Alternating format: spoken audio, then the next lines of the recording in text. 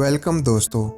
आज मैं आपके लिए पहली डिज्नी एनिमेटेड मूवी का रिव्यू लेके आया हूँ, बिग हीरो 6।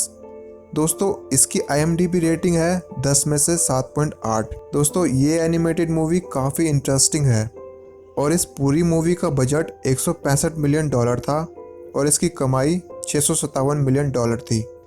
मूवी की शुरुआत होती है एक बॉट फाइट से, जहां एक स्ट्रीट में इलीगल तरीके से बॉट फाइट कर रहे होते हैं, जिसमें यामा का बॉट सामने वाले बॉट को हरा देता है। तभी वहाँ हीरो आता है और यामा को फाइट के लिए चैलेंज करता है, जिसमें हीरो का बॉट देखने में तो पिद्दी सा लगता है और पहली फाइट में यामा हीरो के बॉट को हरा देता है, लेकिन दूसरी बार यामा के बॉट का काम तमाम कर देता है। यामा इस हार से पगला जाता है और उसे सबक सिखाने लगता है, लेकिन तभी हीरो का भाई तडाशी वहाँ आता है और उसे वहाँ से बचा लेता है। लेकिन बाद में सभी को पुलिस पकड़ लेती है, लेकिन उनकी कैसी आंटी उनको जेल से निकलवा देती है। जब हीरो दोबारा दूसरी बॉट फाइट करने जाता है तो उसका भाई तडाशी उसे पहले अपनी लैब में ले जाता है और उनकी लैब का नाम नर्ड लैब होता है। हीरो वहाँ की लैब देखकर बहुत चौंक जाता है। वहाँ तडाशी हीरो को अपने सभी मेंबर से मिलवाता है, गोगो, वसाबी, हनी लेमन और फ्रेड। तडाशी बेमैक्स को अपने भाई हीरो से मिलवाता है और ये तडाशी के द्वारा बनाया गया एक रोबोट है, जिसमें एक प्रोग्राम चिप लगी है जो हेल्थ केयर कंपेनियन का काम करता है और लोगों को स्कैन करके उनको हील करता है। और देखने में ये रोबोट एक गुब्बारे की तरह दिखाई देता है। और उसी लैब में हीरो रोबोट कालेखा से मिलता है, जिसने मैग्नेटिक रोबोट को इन्वेंट किया था, जिससे हीरो का ध्यान बॉट फाइट से पूरी तरह हट जाता है। तडाशी हीरो को स्टूडेंट शोकेस में कुछ नया करने को कहता है और अपने बॉट को देखकर हीरो कुछ नया बनाने लगता है और हीरो एक न्यूरो ट्रांसमीटर बनाने लगता है, जिससे माइक्रोबॉट कंट्रोल होते हैं। हीरो वहाँ स्टूडेंट शोकेस में अपनी बनाई हुई चीज़ को परफॉर्म करता है।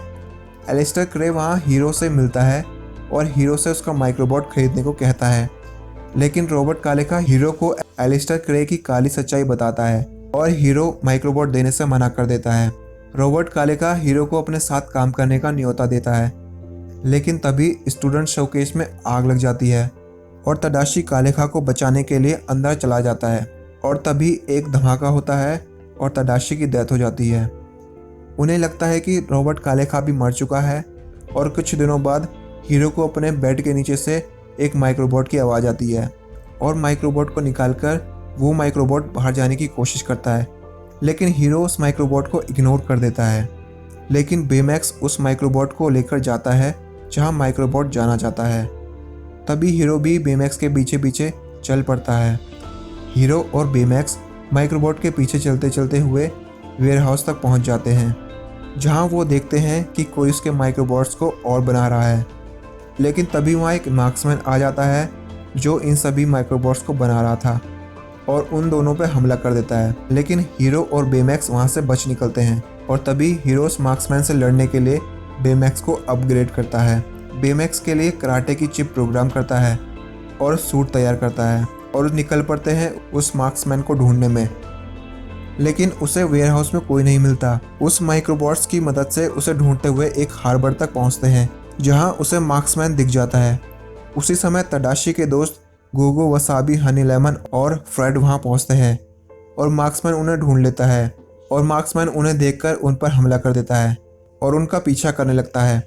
मार्क्समैन से बचते हुए उनकी कार पानी में गिर जाती है। तभी हीरो उस मार्क्समैन का न्यूरो ट्रांसमीटर निकालने का एक प्लान बनाता है, जिससे वो उन सभी माइक्रोबॉट्स को कंट्रोल कर रहा था। हीरो सभी के लिए सुपर पावर सूट तैयार करता है और तभी उस मार्क्समैन को ढूंढने के लिए निकल जाते हैं। बेमैक्स उस मार्क्समैन को एक आइलैंड पर ढूंढ लेता है और सभी उस आइलैंड पर चले जाते हैं और वहां पहुंचकर एक वीडियो में एलिस्टर क्रे को देखते हैं, जहां वो अपने एक्सपेरिमेंट टेलीपोर्ट में एबिगेल को भेज रहा होता है। वो एबिगेल रॉबर्ट कालेखा की बेटी होती है, जो टेक्निकल इशू के कारण उसी टेलीपोर्ट में फंस जाती है। और तभी वहां मार्क्समैन आ जाता है और उन पर हमला कर देता है और वो भी मार्क्समैन पर हमला कर देते हैं। बेमैक्स मार्क्समैन को माइक्रोबॉट से नीचे गिरा देता है और मार्क्समैन का मार्क्स निकल जाता है। हीरो जब उस आदमी का चेहरा देखता है तो वो रॉबर्ट कालेखा निकलता है। उन सबको लगता है कि तडाशी के साथ उस एक्सीडेंट में उसकी डेथ हो गई थी। तभी हीरो बेमैक्स को कहता है इसे खत्म कर दो और बेमैक्स के अंदर से तडाशी वाली चिप निकाल कर फेंक देता है और बेमैक्स उसे मारने लगता है।